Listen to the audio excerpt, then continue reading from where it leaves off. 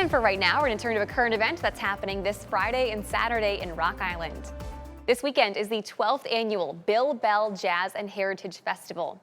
It's 2 days of free music, health education, Black authors, and kids activities, and it'll all be at the MLK Center in Rock Island.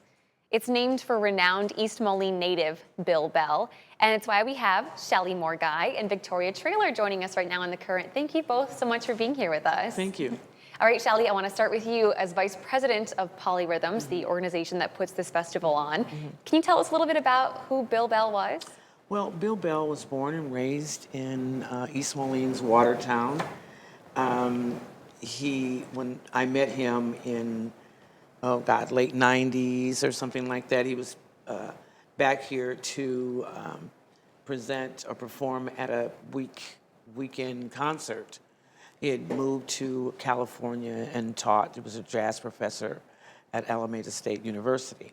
But he was born and raised in East Moline, went to Augustana, graduated University of Iowa, became this teacher and just this beautiful, beautiful man and talented. He was very, very much aware that his presence and his accomplishments coming from East Moline and the Quad Cities was very important to the rest of the community. So he would come back all the time to talk to kids and be an example. And he was a supporter, one of the first very much in support of polyrhythms and everything we did. He was a very accomplished pianist and jazz musician. Yes, he was. And I am really curious, you're 12 years into the Bill Bell Festival. With polyrhythms and with this festival as a whole, what kind of emphasis, or what do you want people to pull from his legacy? Well, first and foremost, his love for family and the community. His, as I said before, his commitment and the sense of responsibility to be, like I said, be an example, to encourage children. He would come back, and we had him here doing residencies many years ago, traveling in schools and in different places, to, like I said, to be that example of, if I can do it, if I could do it, you can as well. And so that's what we want. That's why we created this festival. We wanted to not only highlight the music, but to have the music help tell the rest of the story about how the music started, how important it is it was and is to the Quad Cities, using music as the impetus to open the doors for the Black authors and all art in general, health, education. Well, I'm glad you brought up the Black author portion of this. You're going to have that forum coming up this Friday, and everything that we're talking about is free to go attend. Yes. Victoria, both of you are published authors. Victoria, you own a bookstore yourself. Are you going to be there on Friday night? Yes, I'll be there as a committee member of the Quad Cities Black Authors Collective that helped put on the Black Authors Forum on Friday, and then the book fair on Saturday outside the MLK Center.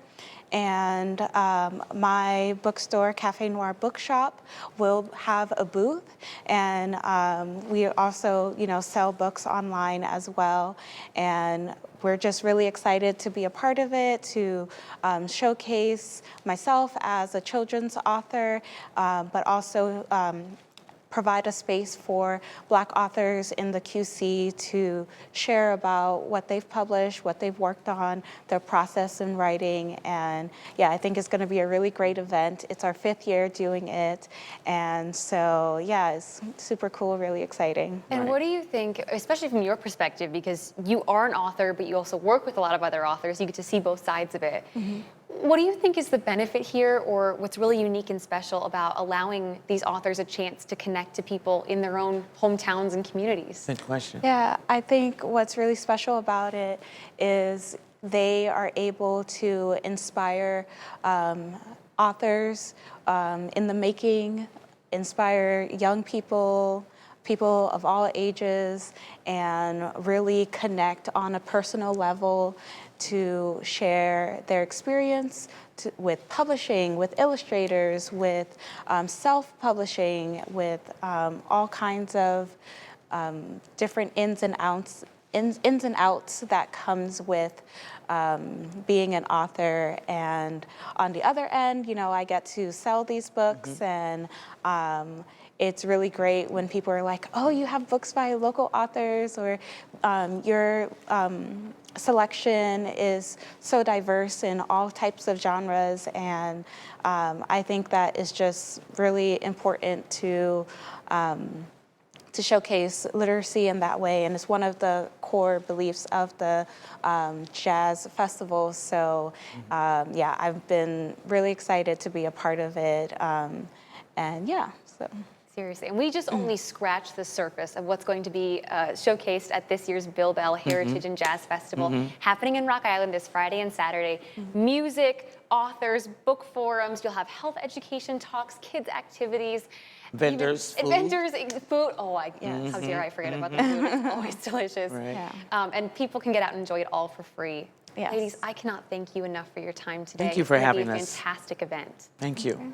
For you guys at home, though, if you want all the details for this weekend's festival, including a full breakdown of what's going on at what time, head over to WQAD.com and the As Seen on TV tab.